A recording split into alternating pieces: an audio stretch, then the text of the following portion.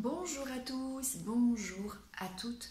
Aujourd'hui, je vais vous présenter une technique qui s'appelle le reparentage ou l'auto-reparentage, l'autoparentage. Qu'est-ce que le reparentage? Alors, je vais d'abord me présenter. Je suis Manuela Ivano, je suis coach thérapeute en TCC. J'interviens également en tant que formatrice et consultante en soft skills en prévention des risques psychosociaux, autrement dit la souffrance au travail et tout ce qui est bien-être au travail. Alors, le reparentage. Dans le mot reparentage, vous devez entendre le mot parent et le mot donc reprendre son rôle de parent à la place du parent. Quand on est petit enfant, bébé, petit enfant, adolescent, nous dépendons entièrement de nos parents. Et bien évidemment, comme nous sommes totalement dépendants à nos parents, nous dépendons également d'eux pour les soins qu'ils peuvent ou pas nous accorder, en tout cas qu'ils ont la bienveillance de nous accorder. Et effectivement, un enfant, pour bien se développer, il a besoin, alors effectivement qu'on nourrisse tous ses besoins psychologiques, de nourriture, de toit, mais il a aussi besoin d'être regardé, d'être touché, d'être bercé, ce qu'on appelle aussi le portage. Il a besoin d'attention, il a besoin d'amour, il a besoin d'être considéré dans ses besoins, dans l'expression de ses émotions, dans les limites qu'on peut lui poser.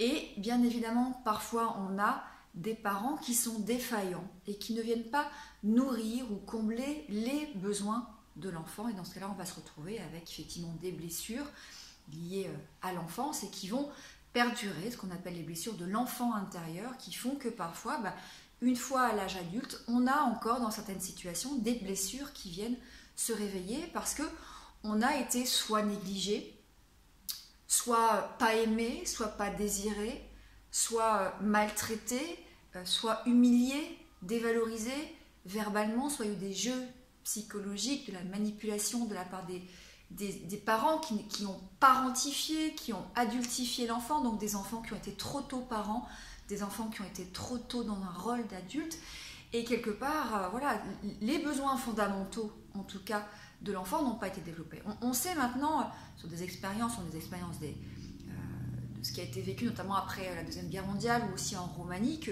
les enfants qui se retrouvaient en orphelinat ou qui avaient été abandonnés, avaient été placés chez des nourrices ou placés en orphelinat, ils avaient été nourris, donc les besoins fondamentaux primaires, physiologiques, étaient comblés. Par contre, ils étaient parqués, on ne leur parlait pas, il n'y avait pas d'amour, il n'y avait pas d'attention, il n'y avait même pas de regard de portée sur eux, il n'y avait pas de caresses, de câlins, et la plupart de ces enfants se sont laissés mourir ou ont développé vraiment des troubles pathologiques.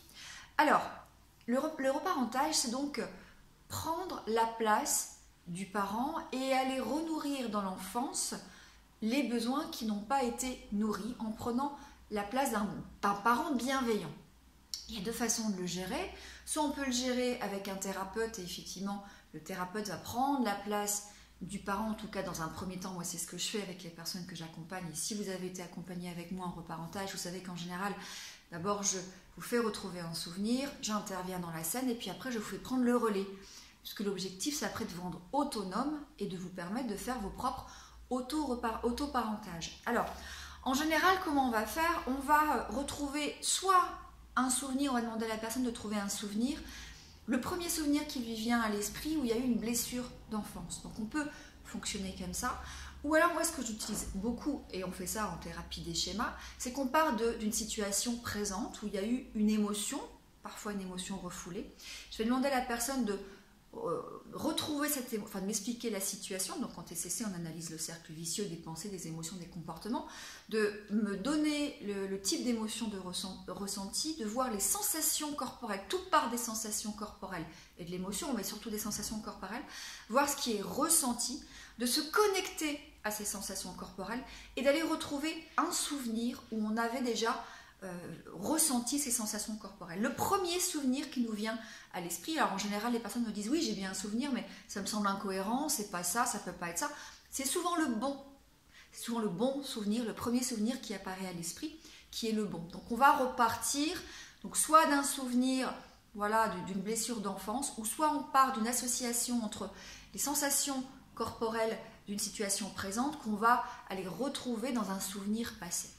On va donc retrouver ce souvenir passé de l'enfance. Et là, on va demander effectivement à la personne que l'on l'accompagne, ou si on le fait soi-même, de retrouver les éléments sensoriels de ce souvenir. J'étais où, j'entendais quoi, il y avait qui, j'étais dans quelle pièce, qu'est-ce que je vois autour de moi, pour reconnecter à l'émotion. Parce qu'on sait que l'expérience sensorielle, nous vivons nos expériences à travers nos sens, et le cerveau enregistre en fait la réalité à travers nos sens, hein, la vue, l'ouïe, le toucher. Et donc dans les souvenirs, on va utiliser aussi l'expérience sensorielle pour revivre la situation comme si nous y étions. Donc on revoit la situation, on entend, on peut voir les visages, est-ce qu'il y avait de la musique, est-ce qu'il y avait des odeurs, etc. Et puis là, en fait, en général, donc, quand c'est moi qui interviens d'abord en thérapie, je demande au patient, à la personne, si je peux rentrer dans la scène. D'accord ? Je rentre dans la scène, effectivement, quand je rentre dans la scène, je vais m'adresser à l'enfant intérieur de l'adulte. Je vais lui demander comment va cet enfant, ce qu'il ressent, ce qu'il a besoin. Et donc, je vais aller combler ses besoins. Je vais même aller le prendre dans mes bras, lui faire des câlins. Et bien souvent, quand il a été confronté à de la maltraitance ou à des humiliations ou à une violence psychologique, je me mets à côté de lui, je suis en fait son gardien, je le mets en sécurité et on va aller s'adresser tous les deux à l'adulte, au parent qui a été maltraitant ou négligent. En général, je prends la parole en premier, ça permet aussi de donner l'exemple et de montrer quelque part à la personne que j'accompagne comment s'y prendre.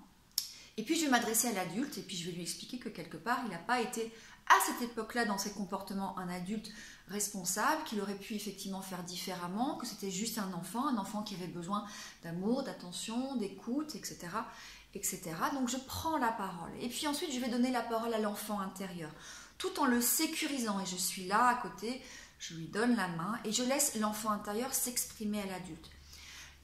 Exprimer à l'adulte ses besoins et parfois aussi toutes ses émotions, parce que le reparentage sert surtout aussi à libérer émotionnellement, c'est une catharsis émotionnelle en fait. Donc on va libérer émotionnellement toutes les émotions qui ont été refoulées dans l'enfance.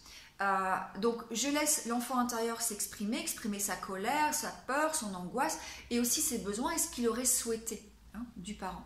Et puis à un moment donné, on va inverser les rôles et je vais demander en fait à l'enfant intérieur de passer dans la peau de son parent, père ou mère, et de lui apporter ce qui lui a manqué. Voilà.